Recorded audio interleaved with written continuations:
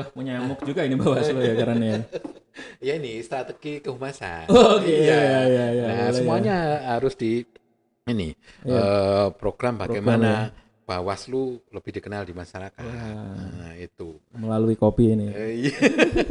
Kopi Bawaslu Iya. kan gitu. Oke, oke. Nah, sampai mana tadi? Sampai partisipatif. Ya. Berarti boleh dong ini saya terus Mas kan saya juga memiliki apa ya sebagai warga negara kan berpartisipasi dengan kebijakan politik yang ada misalnya. Oh, boleh, Oh sangat iya. boleh. Artinya begini, sebenarnya kita harapkan justru dari kelompok-kelompok Oh iya. milenial. Heeh. Om Okta kan mempunyai jejaring ini Oh iya. dengan Heeh. mahasiswa. Iya, iya. Nah, Bentar, ini bentar. Ini kelihatannya ada pesan oh gitu. sponsor ini dulu. Iya. Ini ada kelihatannya mahasiswa atau apa ini mau tanya ini. Oh ya ya, Boleh boleh. ya? Saya Brilian, sama mahasiswa. Tanya dong. Jadi kan gini nih, mahasiswa katanya kelompok yang paling idealis. Sementara Bawaslu ini harus menjaga idealismenya juga untuk mengawas. Menjadi seorang yang independen mengawasi itu. Nah, mungkin nggak ini seorang mahasiswa menjadi salah satu komisi juga di Bawaslu. Terima kasih. Oh, cukup menarik ya. Jadi Iya iya iya iya. ada pengawas independen berbasis dari kampus ya. Iya iya iya. Boleh ya gitu atau gimana itu prosedurnya? Mungkin yang dimaksudkan ada beberapa kanal dalam melakukan pengawasan partisipatif. Oke. Yang pertama itu bisa menjadi penyelenggara, bisa menjadi panwascam, pengawas TPS, kemudian juga mungkin pengawas kelurahan. Nah, Ada ya? kemudian ada juga berpartisipasi dalam lingkup misalnya menjadi pemantau. Yang dimaksud mungkin pemantau ya, Iya. pemantau pilkada untuk kali ini. Iya. Tetapi kalau rejim pilkada ini, pemantau pemilu itu menjadi yurisdiksi di KPU. Oh, Kalau pemilu, mm-mm. pemilu kemarin 2019 Iya. itu menjadi yurisdiksi di Bawaslu. Nah, itu kita yang merekrut. Iya. Kemudian Oke. kita yang juga yang memberikan arahan. Kemarin responnya cukup bagus. Kalau Banyak ya yang ikut. banyak ya. Di Jawa Tengah ada sekitar mungkin 30-an, 33 atau apa Dan lembaga. anak muda semua atau Anak muda. ada yang Mayoritas 90% adalah lembaga-lembaga anak muda. Iya. Ada BEM, kemudian ada organisasi kemahasiswaan, kemudian Ormas, OKP yang seperti itu. Iya. Nah, barangkali tadi yang ditanyakan itu adalah pengawas Independen. independen. Nah, itu membahasakan barangkali pengawas partisipatif atau pemantau. Nah, kalau pemantau kami persilakan nanti adik-adik bisa langsung ke KPU.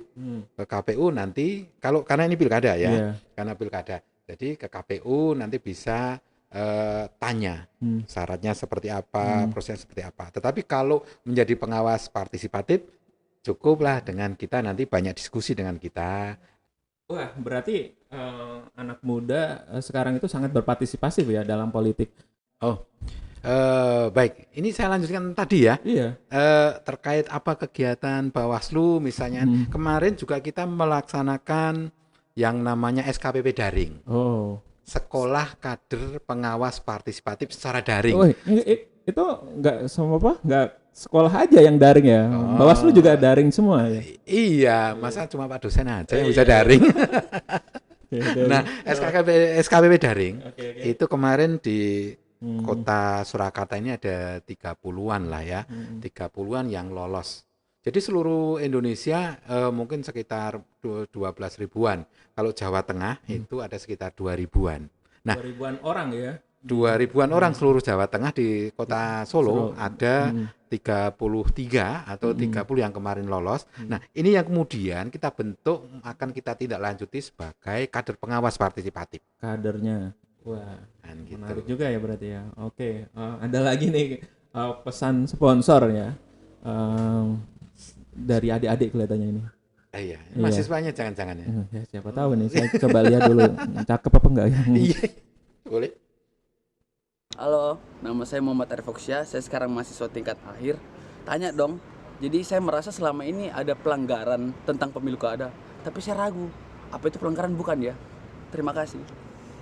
Iya, ternyata lucu juga pertanyaan ini. Jadi pelanggaran tapi nggak yakin. bahwa itu pelanggaran. Nah, susah juga ini mau susah, jawab ya. ini ya. Karena itu kan persoalan taste, rasa dia kan gitu. Nah, jadi begini. Dia aja nggak yakin sama dirinya sendiri. Ya. Apakah itu pelanggaran atau enggak kan?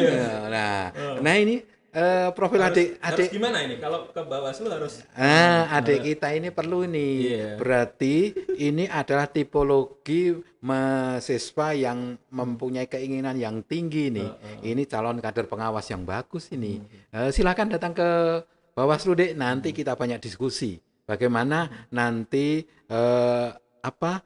mengkategorikan pelanggaran itu apa, kemudian yang diatur seperti apa. Nah, kalau perlu bawa teman-temannya ya. Nah, bawa teman-temannya nanti kita banyak diskusi. Iya, misalnya contohnya pelanggaran apa misalnya? Nah, yang diatur di Undang-Undang Pemilu itu ada pelanggaran yang namanya pelanggaran administratif, ada pelanggaran tindak pidana pemilu, kemudian ada pelanggaran lainnya, kemudian ada pelanggaran kode etik. Nah, kalau saya misalnya ketahuan ke salah satu calon gitu, itu pelanggaran nggak? ASN. Oh iya. ASN pelanggaran. Pelanggaran ada saya. Pelanggaran. Nah, itu kan bisa kena apa itu saya itu kena pasal apa? Jadi mau tidak mau, suka atau tidak suka, salah satu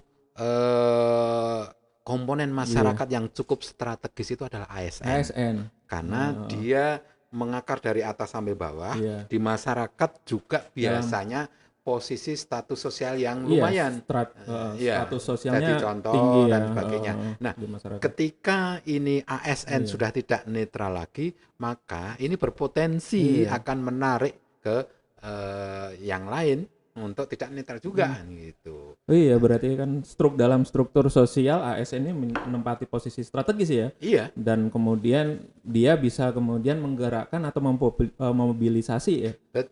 Oh iya, dan dananya dana pemerintah. Wah, ini bahaya ya. Emang kayaknya ini penasaran nih. Oh iya, mau bermain juga ini kayaknya. Waduh, ampun bos ya. Awas nanti tak semprit pertama kali pokoknya. Iya. Om, awas semprit pertama kali. Ini. Bisa. Lanjut yang tadi ya. Oke. Tadi ya. Jadi laporannya bisa langsung. Atau mungkin nanti akan belajar terkait pelanggaran dan sebagainya tadi. Nah, itu nanti silahkan kami mengundang secara terbuka kepada masyarakat luas, adik-adik untuk belajar bersama kami. Nah, tentunya sudah siap berarti perangkat sosial media dan sebagainya. Oh, udah siap, siap. Kalau mau mengisi podcast kita, Q&A kita yang seperti ini, kita siap. Mungkin suatu ketika bisa nanti mahasiswa belajar berdebat di sini. Boleh lah nanti. Boleh ya. Kita kan jadi tentang konstitusi, tentang regulasi. Ya, ini sebagai ruang publik baru, sebagai media kehumasan Bawaslu. Silahkan nanti masyarakat bisa memanfaatkan seluas-luasnya. Nah, dalam teori ekonomi politik pun kita preferensi anak muda pun juga dipengaruhi oleh beragam konstruksi sosial yang dia ada di masyarakat. Nah, bagaimana kemudian meningkatkan partisipasi ini? Ini Bawaslu sudah mulai dengan podcast, dengan obrolan-obrolan santai. Ini suatu hal yang positif. Bagaimana kemudian meningkatkan partisipasi, baik itu dalam memilih, baik itu dalam partisipasi dalam proses pengawasan. Iya, betul. Gitu. Ya, ininya begini. Pilkada 2020 adalah sebuah keniscayaan. Artinya mau tidak mau, suka tidak suka, di tengah pandemi ini sudah ada payung hukum untuk melaksanakan pilkada. Nggak mau ya? Mau tidak mau. Nah, dari sinilah kenapa tidak kita ya juga harus mengawasi. Why not? Nah, ini. Maka apapun yang digariskan regulasi, undang-undang, ayo kita kawal bersama Bawaslu. Nah, kalau kita misalnya pengen menjadi pengawas pemilu, sebentar lagi ada pengawas TPS. Kita akan merekrut banyak nanti pengawas TPS. Ayo kita ben ngerasake dadi pengawas. Nah, sebagai ini pesan ya, saya berharap bahwa Pilkada 2020 adalah sejarah. Mari kita torehkan sejarah ini. Kalau toh menjadi penulis sejarah dengan tinta emas, mari kita torehkan tinta emas itu. Gitu. Agar nanti kedepannya yang namanya emas tetap emas. Gitu. Pesan saya bagaimana kemudian kita sebagai kaum milenial, baik itu kaum milenial maupun kolonial ya, Pak, semuanya itu adalah warga negara ya, punya kewajiban bagi negaranya. Jadi meningkatkan partisipasi dalam bidang politik. Bagaimana kemudian kita bisa mengawasi tadi oleh di Bawaslu atau kemudian menjadi penyelenggara di pemilu, minimal kita datang ke TPS itu. Menjadi menjadi semacam kita memiliki negara kita ya, jadi semacam ada sense of belonging bagi warga negara. Begitu. Minum dulu.